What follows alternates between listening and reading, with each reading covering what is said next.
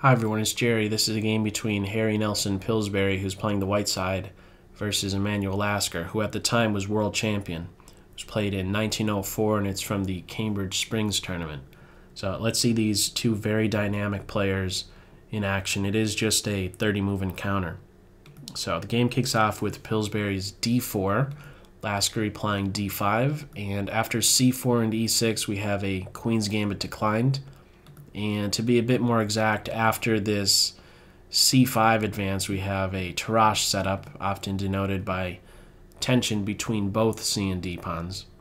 And what's maybe most common is to be first capturing on d5 and only then playing bishop g5, but it is on this fifth move, the immediate pinning of the knight.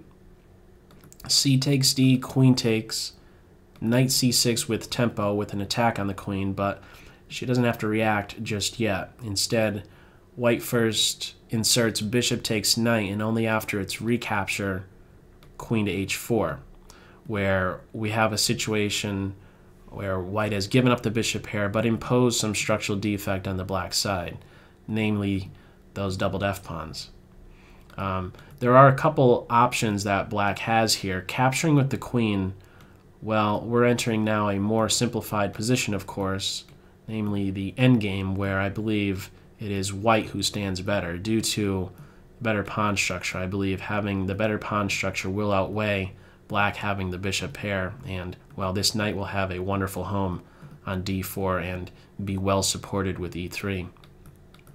Additionally, if after bishop takes knight, if we have knight takes queen, well, this is no good, because while black is up material for the moment, this knight is now stuck, and soon enough the rook will be picking it up, and as is often the case, the two minor pieces will be outweighing the rook. So instead, the battle that goes on here is the two bishops, black trying to show the two bishops is an asset, and white trying to show that this structure is a liability. So d takes c, rook d1, making use of this only open file, hitting the queen, and she can't go too far. She has to watch over f6. So we have this half-developing move, bishop d7, off the back rank, but beyond that, not doing a whole lot. Instead, it's having to be worked into a pin for the moment. e3, more development. Knight e5, tension between the knights. The tension is resolved, the knights are exchanged. And now we have tension between the queens. They are not exchanged. Why not? Black has the more vulnerable king. Let's keep the most powerful piece on the board. Queen b6 hits at the vulnerable point b2, something that's ignored. Instead, white opts to complete development with bishop e2. Lasker picks up this pawn, and now white completes development, with these rooks now being in direct contact with one another. Rook c8 at first glance looks as if it's going to be picking up the knight, but black has their own worries. There's a mate threat on d7. Rook c7 to defend, and now knight to e4 eyes both d6 and f6. Bishop e7 is there. This is one of those convenient moves. The bishop is essentially dominating the knight. When there is a couple squares separation between the two, that bishop will be often doing just that, and we'll see a little bit later on this same thing going on, only with the light square bishop. Knight d6 with check, king to f8. Knight c4 gaining a tempo on the queen and also putting pressure on e5, so the queen reacts by playing to b5, putting the knight in a pin in some sense, and also defending e5. Black is more than welcome to having the queens off at this point. f4, this is the last, well, what does white have to do at this point? Knight, queen, bishop, and rook are all working. It's only this rook that is not doing something, so you don't necessarily have to move the rook, but rather move the pawn that's in front of it, especially if you could be creating tension between an opposing pawn, as is the case right here. This next move is the main blunder of the game, really. This capture on f4 is now allowing white to finish out this game with the next 10 moves or so, where each move packs a really big punch, and black is constantly having to react to all of these different threats. What's maybe a better move after f4 is to play e4 and try and shut down this f-file, try and keep it closed, and know full well that if this pawn is picked off, maybe now the tables will turn.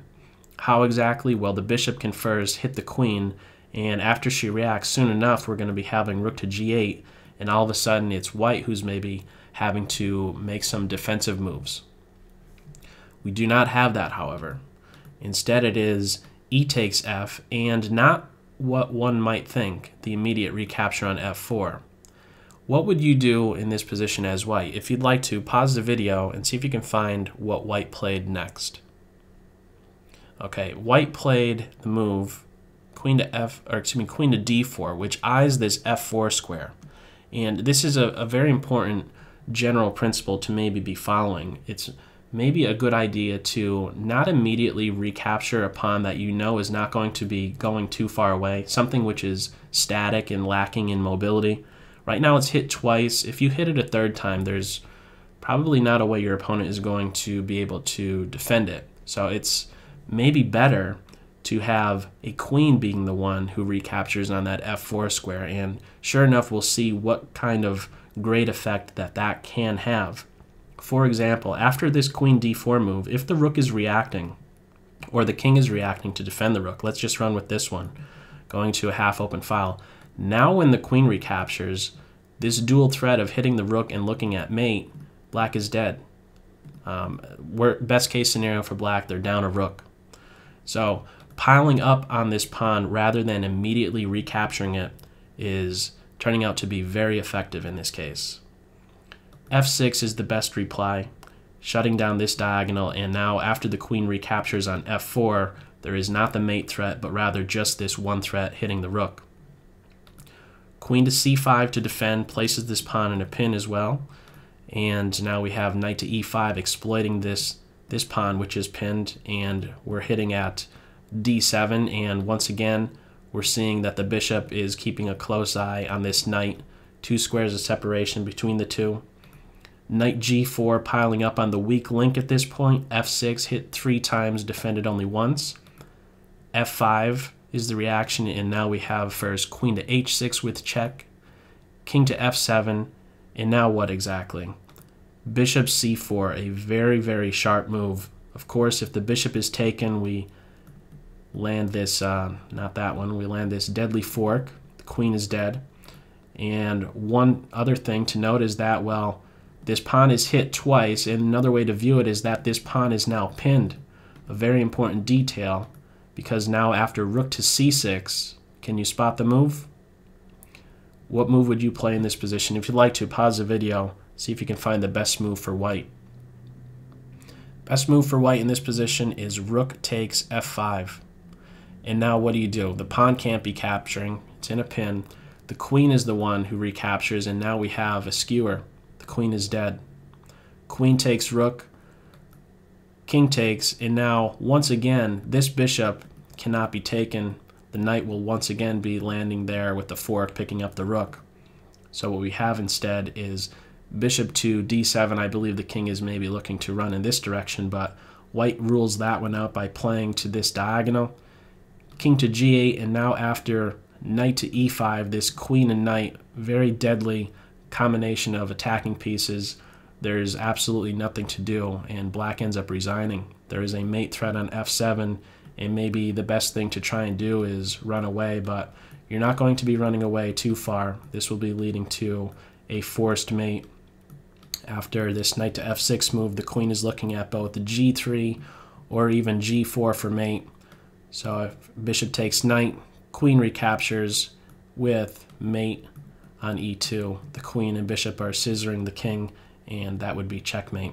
But as it stood in this game, after this knight to e5 move right here on this 30th move, knight to e5, black ends up resigning. So that's all for this video. As always, I hope you got something out of it. Take care. Bye.